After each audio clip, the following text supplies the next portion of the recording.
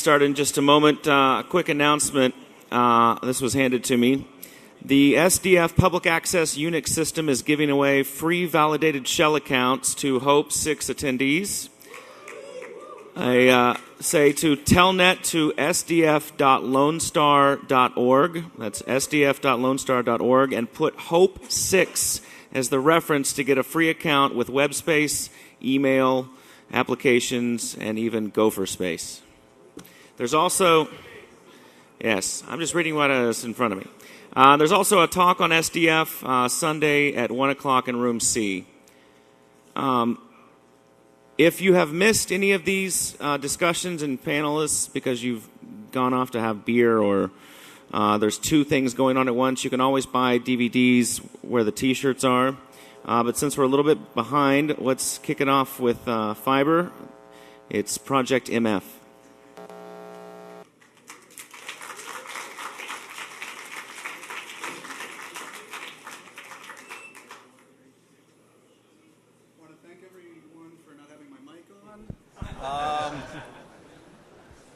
Okay. I want to thank everyone for coming. I need to quickly just do a couple of sound checks, if you'll just bear with me for 30 seconds.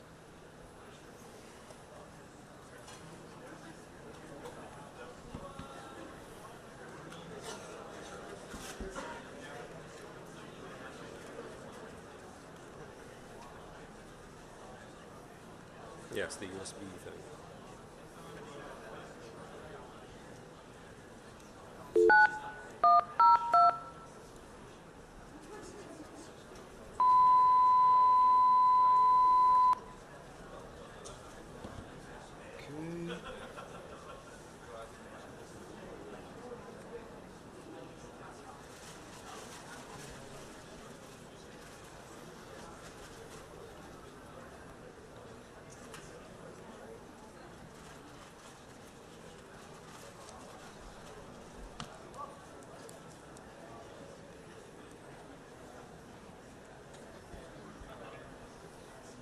I guess we should just do the real deal, right? Let's do it. Okay. Okay, what I'm going to do is I'm going to blue box. I'm going to do something that probably people have not seen in quite some time. I'm going to do it so you can see it. I'll explain it right afterwards, but I'm going to do it because it'll also give me a good opportunity to do a live check.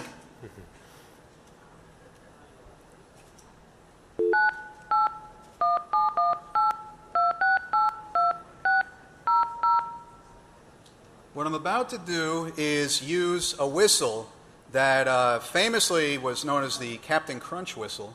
And actually, is Crunch here anywhere? In the audience? Oh, there he is, the man.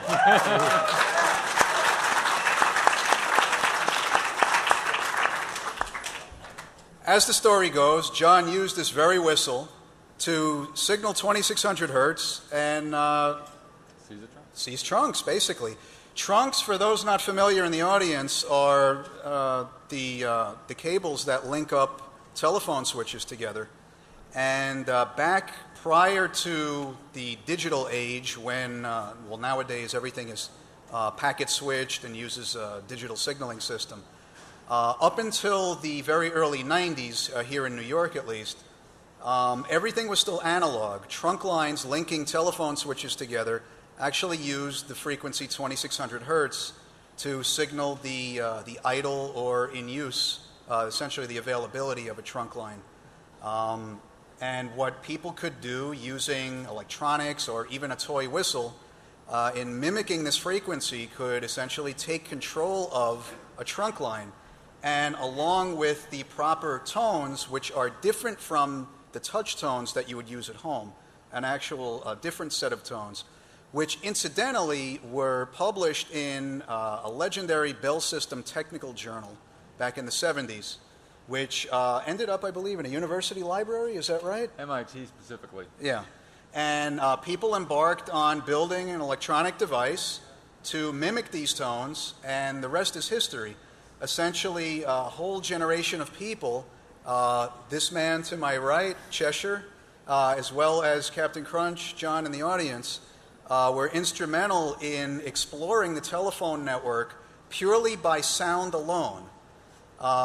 Back in the 70s and 80s, it was a very interesting experience to be able to program these switching systems, which by and large were electromechanical.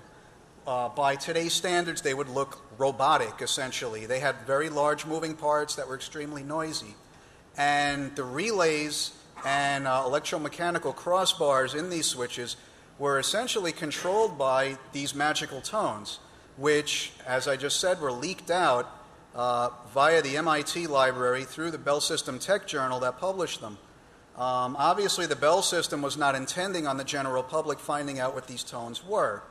What ensued was sort of a combination of toll fraud on a grand scale, as well as sort of a whole telephone counterculture that developed around people building devices to make these tones.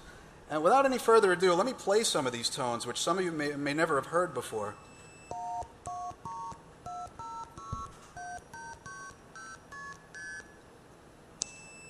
That's the famous 2600 hertz. The whistle, of course, can make 2600 hertz much louder,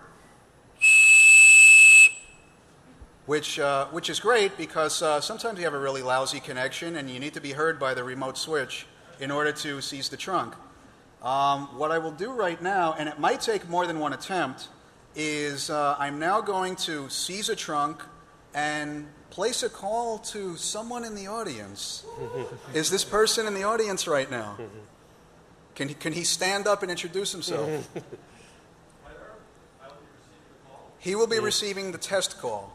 After the test call is made, and we've briefly conversed with David, I'm going to explain what just happened and what I did to make this possible once again.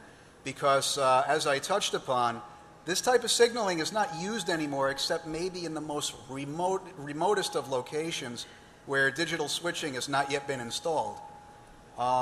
There's also areas that I'm aware of where even though digital signaling is in place, they are still using MF signaling because they simply haven't modernized themselves yet and they need to be compatible with older switches that they're still communicating with.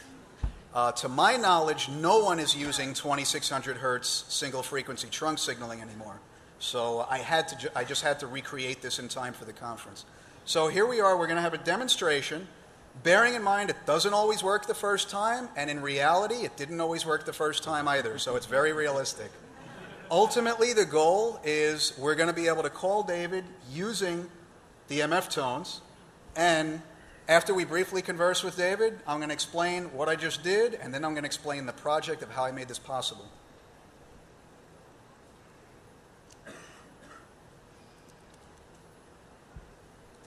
What I'm going to do is I'm going to call a number which back in the old days would have been a number that was at least just beyond your favorite local tandem office, and I'll explain what that means in a moment also. Bearing in mind this is a complete simulation, I'm calling real phone numbers that are in the public telephone network over voice over IP. This whole simulation is made possible by modifications I've done to the Asterisk PBX.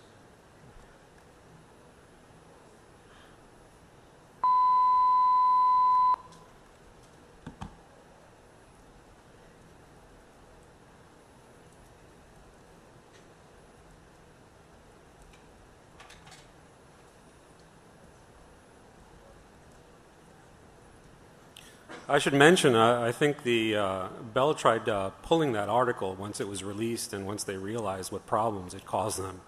Yeah, I think the damage was done by the time they realized that the tones themselves, the frequencies, had been leaked out. Also, keep in mind that back in those days, electronics were very expensive. They didn't expect that the home hobbyist would be able to build the kind of oscillators required to produce tones of the purity required to get into the network and manipulate the network the way it does. You know, my blue box, which you see here on stage, is relatively small. The reason for that is I'm actually using an MF synthesizer chip. You have to understand that the phone company themselves obviously didn't build these huge circuits and put them into blue project cases and tune them with little eyeglass screwdrivers. So back in the late 80s, I discovered chip that actually synthesized the tones. But here we go. That was a Wink Supervision.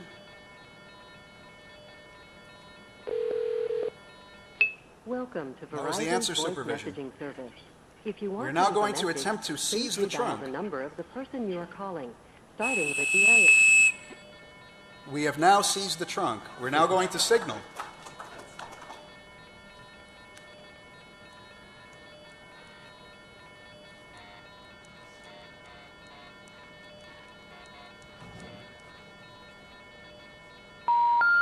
The number you have The call dialed did is not not go in through. service.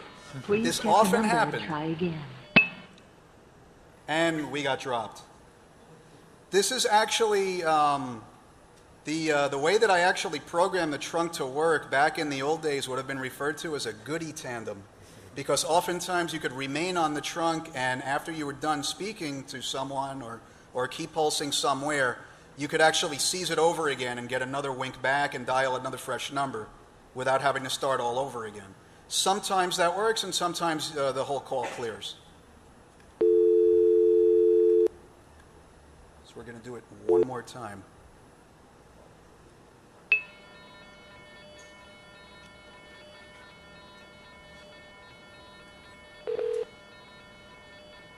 Welcome to Verizon's voice messaging service.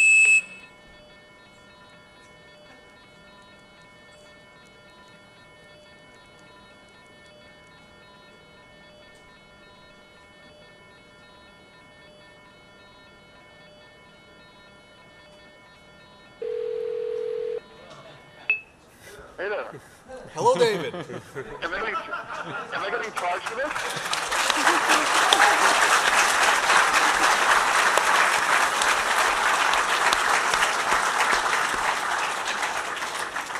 Nice phone number. All zeros. All zeros, yeah. See, the great thing about using voice over IP is a lot of the providers let you set your caller ID to whatever you want it to be. But that could be the subject of yet another talk. So, we just blue boxed a call to David in the audience. This should no longer be possible. How could it have been done? Let's explain what I did and how I got this idea and everything leading up to this point. Back around the end of last year, a website came to my attention called Phone Trips. And Phone Trips is a website that was put together by a gentleman who traveled around the country in the 70s with a reel-to-reel tape deck, who was just fascinated by all the different sounds that he heard when he placed phone calls. Now, this didn't have anything specifically to do with blue boxing, but he was just amazed by all the clicks and kerchunks and different rings and things of that nature that he wanted to record them and collect them and basically archive them. The amazing thing is that 30 years later, he still has all these reel-to-reel tapes. And he digitized all these recordings, turned them into MP3s, and put them up on his website. As I understand, since I mentioned this in the brief summary of my talk on the HOPE website, the Phone Trips website has been overloaded with people downloading or trying to download the MP3s. Now, the thing that's interesting about this particular website is that amongst the many recordings are some actual recordings of a gentleman who referred to himself simply as Evan Doorbell.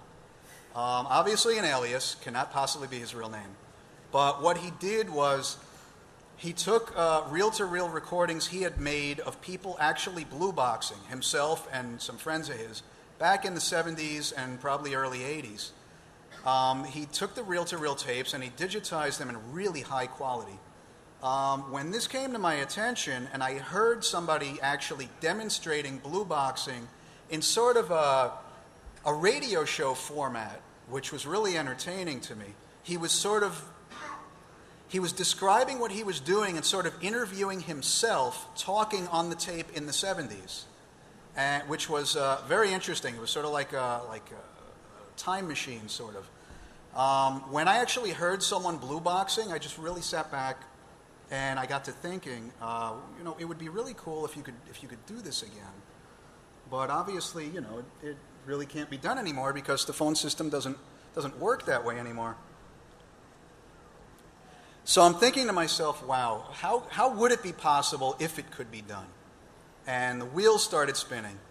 And I'd been already playing with the Asterisk PBX, which for those of you who may not be familiar, is a free piece of software maintained by scores of people that's been under development for several years now. I had been using it for my own fun at home.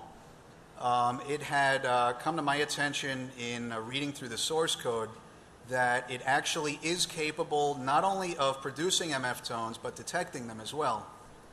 I didn't know how well this had been tested, but once I discovered that it was actually possible, I intended to find out how well it had been tested. The first thing I needed to do was just that. I needed to figure out a way to create a trunk that existed in my living room. Now, that probably sounds a little weird, but since nobody else was really helping me with this project at that early point, what I needed to do was figure out how could Asterisk be fooled into thinking that two endpoints of a trunk line were actually the same system, and it was the computer in my living room. Well, it also turns out that there is a feature in Asterisk that allows you to do T1 over Ethernet, which is extremely interesting. What I did was I set up 2 extra Ethernet cards in my machine, which incidentally right now is sitting in the server room downstairs, which we are actually connecting to with a soft phone and blue boxing out through it. Now, what I did was I created a trunk line, essentially this T1 going over, a T1 with a voice channel bank, a 24-channel channel bank, with 2 sides, so we have 48 channels total, going over Ethernet with a crossover cable. Anyone in the audience who may be familiar, a channel bank basically works where even if you're not sending anything in your particular time slot, whereas if there's no audio to send, you're still sending something. So if you actually were to do this over the same Ethernet that you had data going over, your network would be dead. It would be killed because the bandwidth utilization would be just so high. I found that out after taking out my home network several times. So it was very clear to me that I needed 2 dedicated Ethernet cards to serve as the 2 endpoints for the trunk and connect them up together over crossover cable. So great. Now I've brought this up in Asterisk. Now the next thing I needed to do was, rather than using, modern signaling, what I wanted to do is have it use, basically set it up to use as a digital channel bank, but do analog signaling over digital. Again, something that Asterisk should be capable of doing based on the code that I saw that was already written. And sure enough, using E&M signaling, raw bit signaling over digital, it was able to signal MF, which I was able to confirm by monitoring the trunk lines. So this was the first time I had actually personally heard MF tones being used to complete phone calls in probably, 10 or 15 years? Yeah. Yeah. The odd thing about the Asterisk MF code is it was originally designed to be used on radio systems. And Well, no, the SF signaling. the SF signal. Yeah, the SF signaling was, which I wanted to talk about that now. So it was obvious the MF tone signaling was included in Asterisk, obviously, for backwards compatibility with older trunk systems. Now, the thing is that in order to make this blue boxable, since that was my ultimate goal, was to make it possible to seize trunks again, what I needed to do is figure out if, number one, Asterisk was capable of using single frequency trunk signaling, the so-called 2600 hertz tone, in order to signal the availability of trunk lines, namely my virtual trunk that I'd created. Now, it was apparent to me that Asterisk had the capability, as Walter had just said, it seemed that it was included because somebody, the original author in fact, was planning on using it for some odd reason to do signaling over radio relay. Now, why anybody would want to do 2600 hertz single frequency trunk signaling over radio is completely beyond me.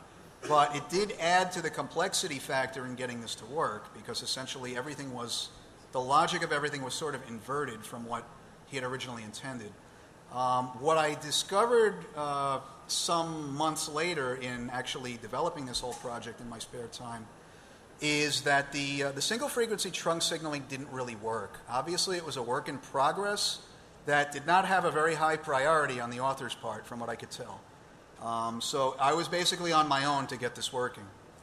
The biggest challenge in getting this to work was that I knew that, based on the way he wrote it, the trunking supervision was not based on timing in any way.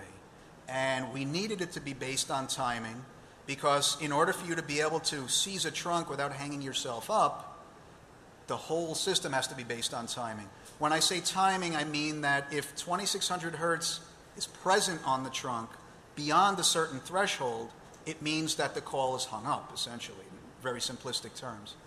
If you are able to make 2600 hertz through artificial means within that certain threshold, you'll basically keep the trunk off hook and make it ready to receive tones, tricking it into thinking that it's talking to the switch on the other end. Now, bear in mind, none of this really exists. All this exists as a simulation in my computer at home, running an Asterisk. So there were a lot of challenges in getting this to work. In fact, I only really just got it working about a week or two ago. Getting the trunk signaling, the timing to work was a real challenge. The original author actually wrote it in such a way that was incorrect. He completely threw away the timing factor in favor of what's known as wink start. And wink start basically doesn't care anything about timing of the 2600. It basically looks for the presence of winks, which are very short blurts of 2600, where it's only relevant if it hears a wink or doesn't hear a wink.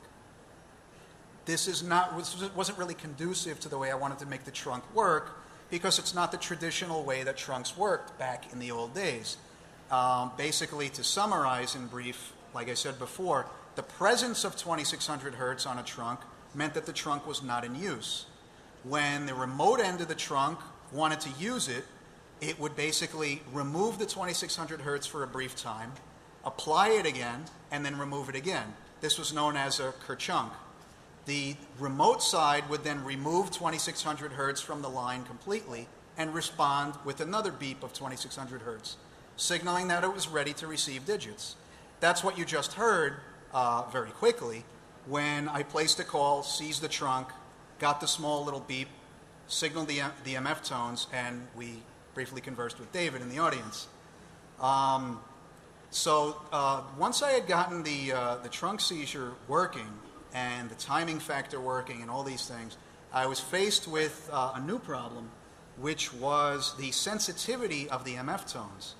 Now, bear in mind, I'm introducing MF tones through a pocket-sized electronic device of questionable clarity and questionable amplitude, because I'm basically feeding it through the microphone of a telephone, going over voice over IP, which is now being digitized, sampled, converted into SIP protocol, and sent through my phone system, and then converted into the proper format. Yeah, well, what was it in the beginning? I think it only detected the 3. Yeah, it was really bad, because if we monitored the trunk line of Asterisk itself placing the call out, we could actually hear it, the tones loud and clear that it was making. And, of course, its calls went through every time, which was great, but all that did was prove that, okay, we got 2600 hertz signaling working, we got the MF signaling working, but we can't influence it in any way. And without the ability to influence it from the outside, well, that's what blue boxing is all about. If all we could do is listen to a phone system making the tones, all you have is basically, a really great simulator that you can impress Walter with. But seriously, the thing was to get it to allow us to inject the tones into the system and understand them and allow us to route calls artificially. Now, the thing again was sensitivity, and it turned out that in the MF detection portion of the Asterisk source code, bearing in mind every step of the way, I'm doing a lot of source code modifications to Asters, which I do want to mention I'm planning to make available to anyone interested. The whole point of this, obviously, is to share with people. I want as many people as possible to put these modified Asterisk systems up so we could actually connect to each other and blue box to each other. Because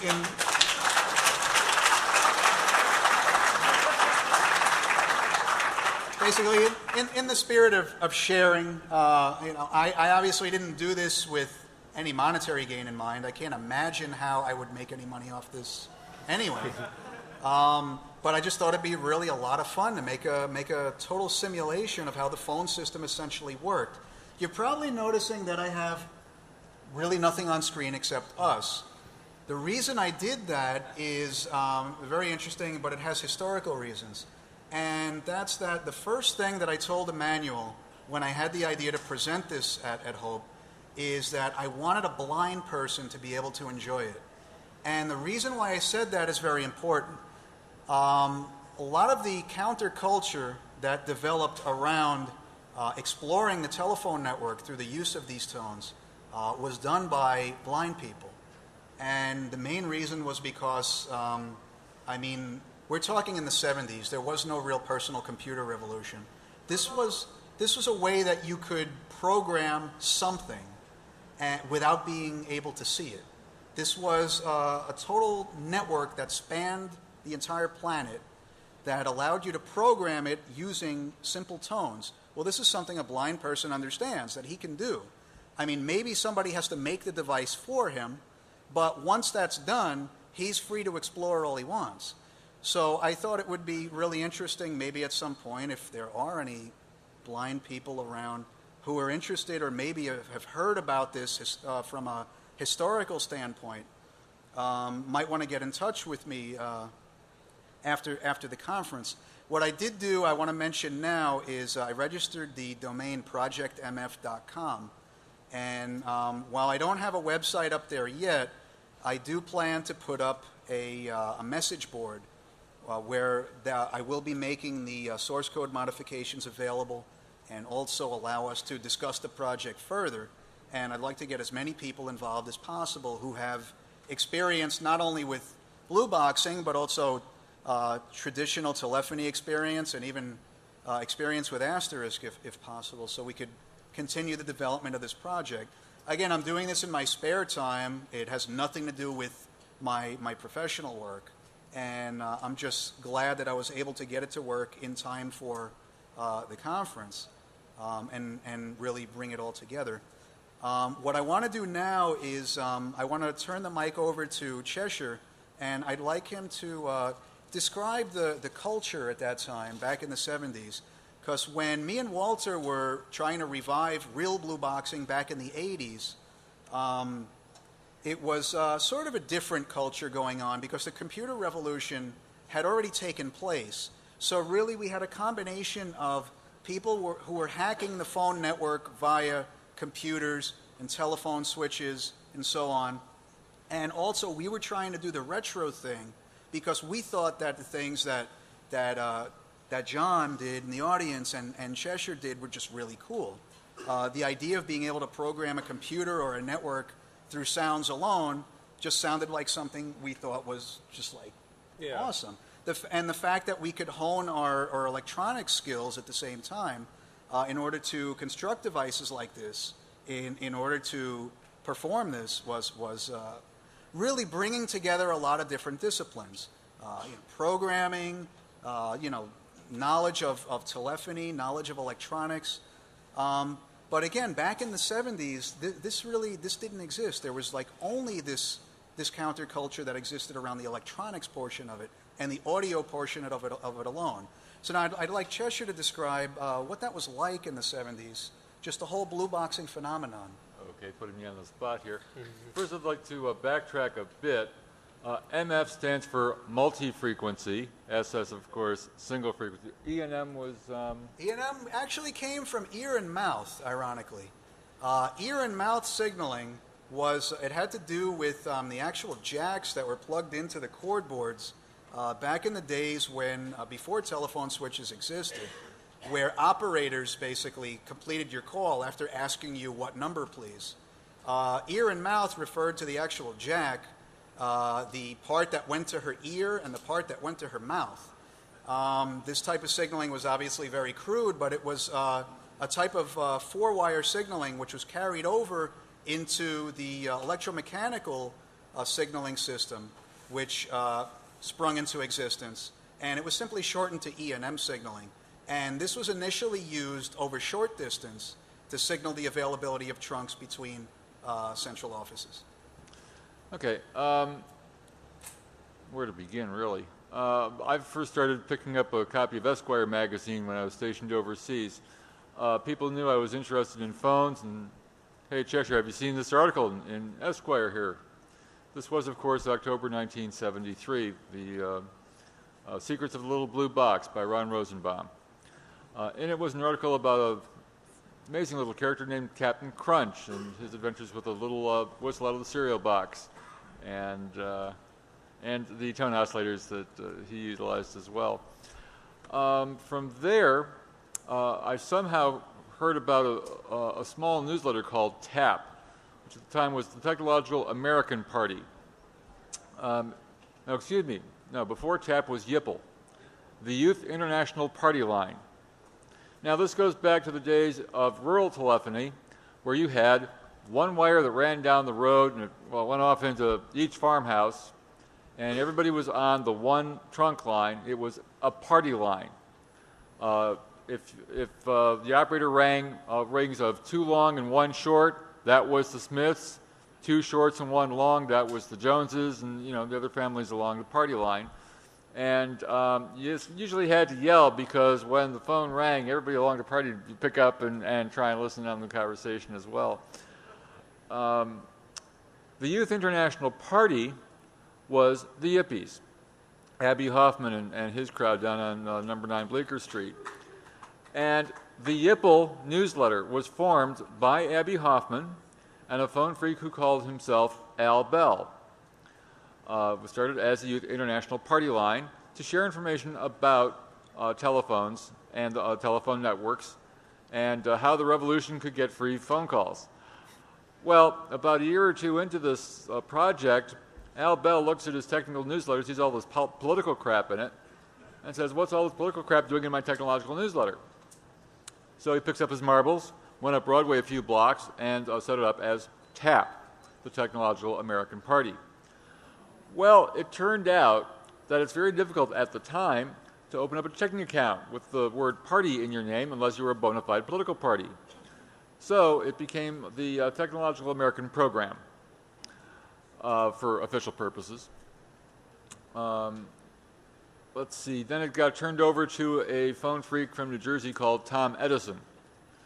By the time I moved to New York City and got involved in TAP, Tom was running the show. I may have actually been introduced to Al Bell once. I really can't recall. But the whole idea behind YIPL, behind TAP, was to share the knowledge.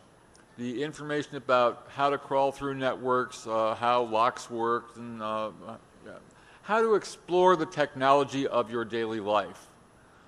Everyone had a telephone in their home, even then. Now we carry them around in our pockets. We were the people curious enough to wonder how they worked, how we could explore those networks and play with them. The idea of playing with technology was just, something we thought was marvelous, and our folks thought, why would you want to do that? Go out and play. But we persevered. We found out more about what we like to do, and eventually started meeting each other. YIPL actually put on conferences. Before I moved to New York, I'd gone down to a conference YIPL had put on in the Diplomat Hotel in New York City. I believe that was 1973 or 4. And it was an anarchistic free-for-all. If you want to talk about this, go to that corner of this large ballroom. If you want to talk about that, go to that corner of the big ballroom. This other thing over here in the other corner. And, of course, you'd go, listen for a bit, get bored, go to the other corner, meet somebody in the middle, start talking. It was a great free-for-all, free-form kind of environment. And we shared the knowledge. Somebody knew this about that little bit of the network, and somebody knew that about the other, and we just started talking with each other. A few articles came out of it, I'm sure, and what we could, we put into TAP. We kind of borrowed a line from the New York Times and changed it to our own devices. TAP was all the news that fit. We had a specific format, and if it fit in our magazine, it went in.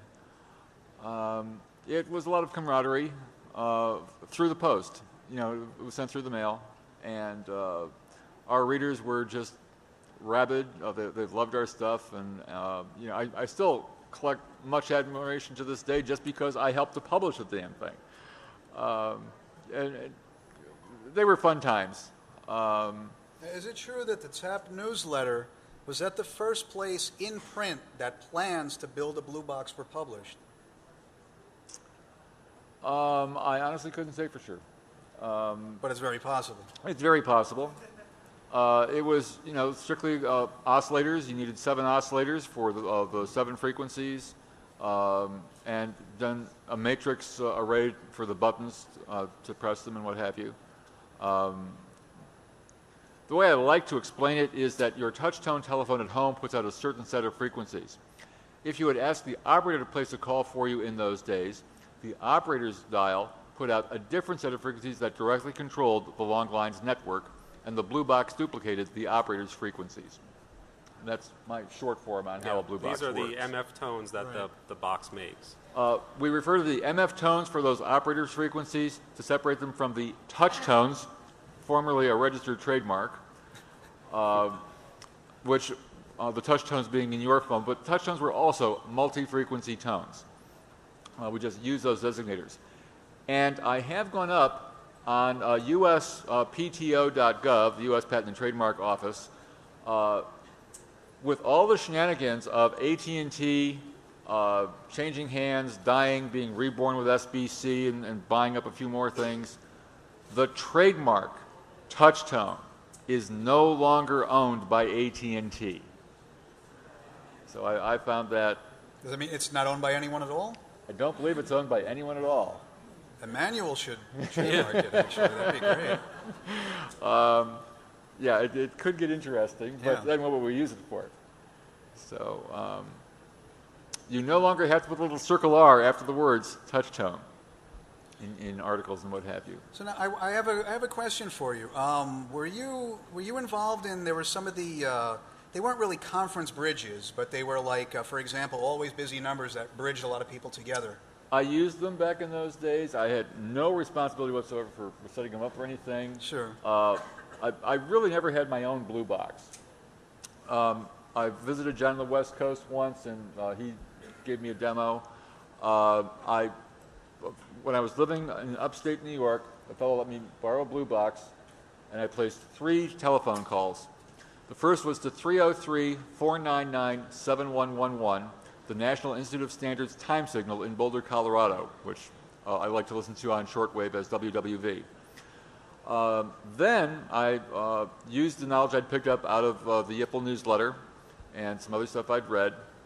I got to the White Plains sender, and from there to the teletourist recording in London, England. So I finally proved to myself, yes, this stuff really does work. Then, keep in mind this is the 70s, I dialed directory assistance, 910-555-1212.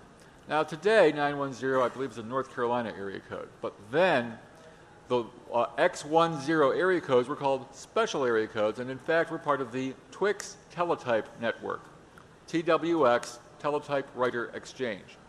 Oh, and this is a completely separate network from the telephone system. Yeah, right. 910-555-1212, the directory assistance number for teletype machines. I heard it ring, click, the modem tone of a Bell 103 modem for Twix teletype machines. I knew it was interconnected. So the interesting thing that's worth mentioning about blue boxing is that you had access to dial and reach a lot of numbers that you simply couldn't reach by direct dialing through your normal telephone. There are a lot of numbers that would be considered invalid if you dialed them that way that you are now able to dial. there were entire telephone networks that you were able to reach via blue boxing that you wouldn't be allowed to dial ordinarily. The Twix network is one. There was other networks like Autovon that were used by military and things like that. All sorts of private telephone networks that were actually bridged together with the public telephone network, either directly or indirectly, were now reachable. And the thing I want to mention also in bringing up my Asterisk system, Asterisk allows you to be very free-form in what it calls extensions. Extensions essentially could be considered routing codes. If you are on a traditional telephony switch, you would define office routes or routing codes, and you would basically define them to go to internal things, test numbers, and so on and so forth. What you heard earlier, which was a really loud, obnoxious tone, was a 1004 hertz tone, which was traditionally used to measure signal-to-noise ratios. And this was known in telephony jargon as a milliwatt test. And I actually mimicked that by creating that on routing code 102, because back in the old days, you used to actually seize a trunk and key pulse 102, hit ST, and you'd get a 1004 hertz tone. The thing is that you can really recreate a lot of these old routing codes and things really to your heart's content using Asterisk. And I thought it'd be really cool if we get some people to bring up some of these switching systems, completely as simulations, have them talking to each other, basically bridging them to the public telephone network over voice over IP, which is essentially what I did. So it looks like you're actually making a traditional call over the public switch telephone network and getting 2600 hertz supervision when you connect to it, and being able to blue box it from there. And also being able to do that in reverse, dial in from the outside. So this is something that hasn't really been possible in a very, very long time. Now, what I'd like to do is take some questions from the audience. Anyone out there have a blue box with them? Anyone out there in the audience with a blue box besides me up here? Not I. John, you're at the microphone. Go ahead. Yeah, John, please. Not I. I don't have a blue box. They're still illegal. You might be interested to know that on the 18th of June of this year, the last N2 carrier went belly up. I believe it was an independent phone company somewhere in the Midwest that basically... Warwinia, that's it. Yeah, that's it. And so I was invited to get on the conference call and make a blue box call. Of course, I gratefully declined. They're illegal still in California. Earlier you were talking about the O codes. I'd like to elaborate a little bit on that. If you wanted to call Stockton operator, you dial 209-121. You'd actually open with a key pulse, KP 209-121 start. That would connect you to the Stockton operator.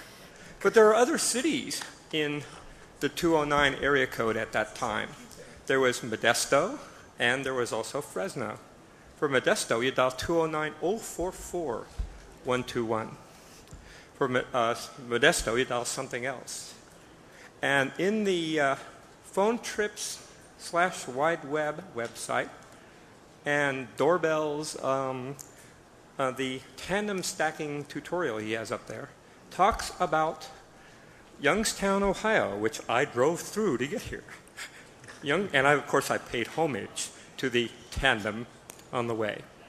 But that particular tape shows how you stack tandems. This only worked on number 1 crossbar switches. Those are 2-wire tandem switches, not the 4As, which are 4-wire tandem switches. It's these O codes that I did a lot of exploring. You found a whole lot of interesting things. 914-052 start. Beep. You get into the AT&T conference bridge. At that point, you can use your touch-tone telephone to make calls. You dial #4, you get a dial tone, a different kind of a tone, and you dial area code and number, and you'd hit actually the pound area code number star. And that was equivalent to a key pulse and start. And then you did #3, and you get another guy on the line, and then you dial his number, and then area code star.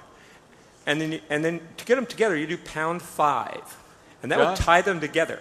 John, we're going to have to bring you back for a whole session on this next year. Anyway, At that's how it all next works. But So you were we're talking running, about we're running down on Edwards. time. We want to get a couple more questions in. Thanks. Yes, go ahead. Okay, great work with the blue box tones. Any thoughts about ACTS in the future and making it Redbox compatible as well? Any thoughts about what? ACTS tones. Oh, you're talking about Redboxing Yeah, now. I've got a payphone in my living room that just is begging for it. Yeah. Actually, I'm not aware of any functionality in Asterisk that could actually decode the automated coin toll system tones, but it's not to say I couldn't write it. Well, There's really the good thing about me developing this project is I got to really dig into the internals of Asterisk, and I feel pretty confident at this point in being able to make it do pretty much anything I want it to.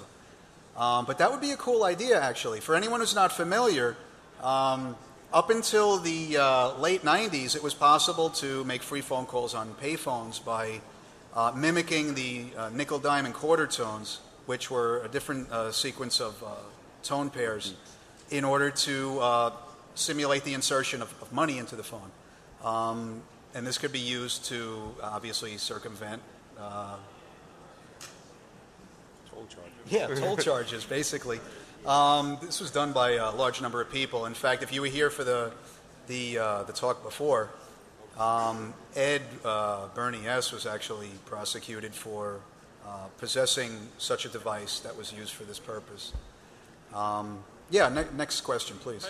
Hi, I'm an Asterisk developer. I've been doing low-level programming for about a year, and I'm also a contributor to OpenPBX, but I wanted to tell you about a new project called FreeSwitch, freeswitch.org, and specifically, FreeSwitch has a feature called Teletone in the Red SpiderMonkey module, or Mod SpiderMonkey module, which is JavaScript.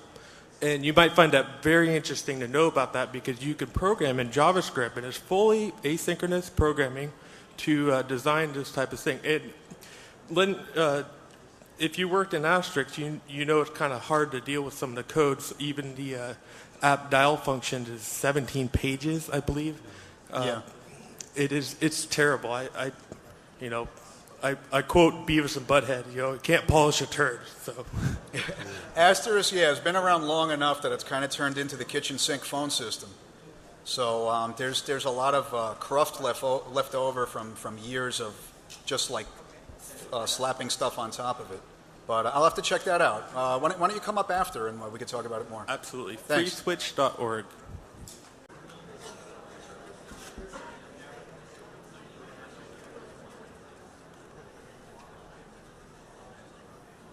Yes, the USB thing.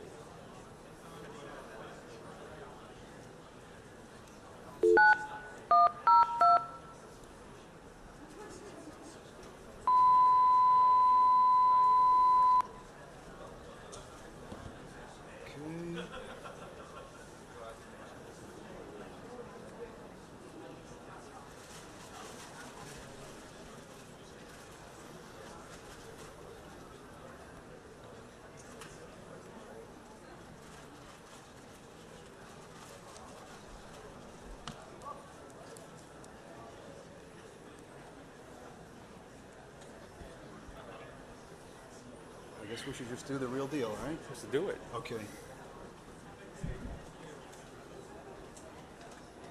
Okay, what I'm going to do is I'm going to blue box. I'm going to do something that probably people have not seen in quite some time. I'm going to do it so you can see it. I'll explain it right afterwards, but I'm going to do it because it'll also give me a good opportunity to do a live check.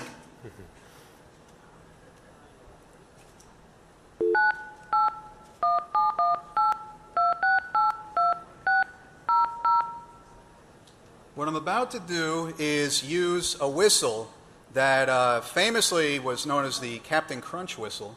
And actually, is Crunch here anywhere? In the audience? Oh, there he is, the man.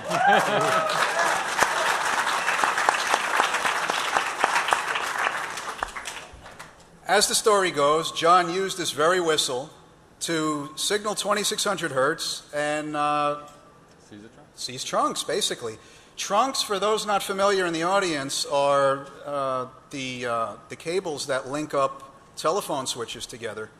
And back prior to the digital age, when, nowadays everything is packet switched and uses a digital signaling system, up until the very early 90s, here in New York at least, everything was still analog. Trunk lines linking telephone switches together actually used the frequency 2600 hertz to signal the idle or in use, essentially the availability of a trunk line.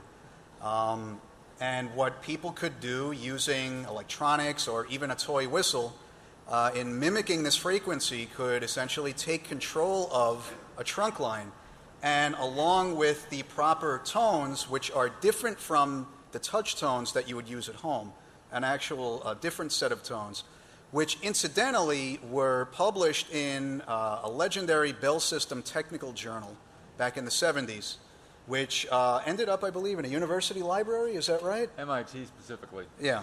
And people embarked on building an electronic device to mimic these tones, and the rest is history. Essentially, a whole generation of people, this man to my right, Cheshire, as well as Captain Crunch, John in the audience, were instrumental in exploring the telephone network purely by sound alone. Back in the 70s and 80s, it was a very interesting experience to be able to program these switching systems, which by and large were electromechanical. By today's standards, they would look robotic, essentially. They had very large moving parts that were extremely noisy. And the relays and electromechanical crossbars in these switches were essentially controlled by these magical tones, which, as I just said, were leaked out via the MIT library through the Bell System Tech Journal that published them. Obviously, the Bell System was not intending on the general public finding out what these tones were. What ensued was sort of a combination of toll fraud on a grand scale, as well as sort of a whole telephone counterculture that developed around people building devices to make these tones. And without any further ado, let me play some of these tones. Start in just a moment. A quick announcement. This was handed to me. The SDF Public Access Unix system is giving away free validated shell accounts to Hope 6 attendees. I say to telnet to sdf.lonestar.org. That's sdf.lonestar.org, and put Hope 6 as the reference to get a free account with WebSpace, email, applications, and even Gopher Space. There's also, yes, I'm just reading what is in front of me. There's also a talk on SDF Sunday at 1 o'clock in room C. If you have missed any of these discussions and panelists because you've gone off to have beer or there's two things going on at once, you can always buy DVDs where the T-shirts are. But since we're a little bit behind, let's kick it off with Fiber. It's Project MF.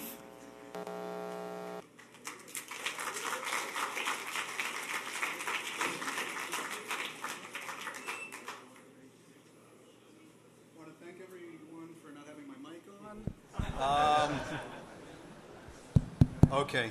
I want to thank everyone for coming. I need to quickly just do a couple of sound checks, if you'll just bear with me for 30 seconds.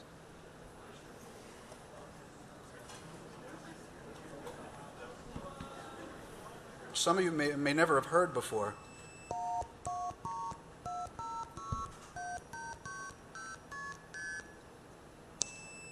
That's the famous 2600 hertz. The whistle, of course, can make 2600 hertz much louder, which is great because sometimes you have a really lousy connection and you need to be heard by the remote switch in order to seize the trunk. What I will do right now, and it might take more than one attempt, is I'm now going to seize a trunk and place a call to someone in the audience.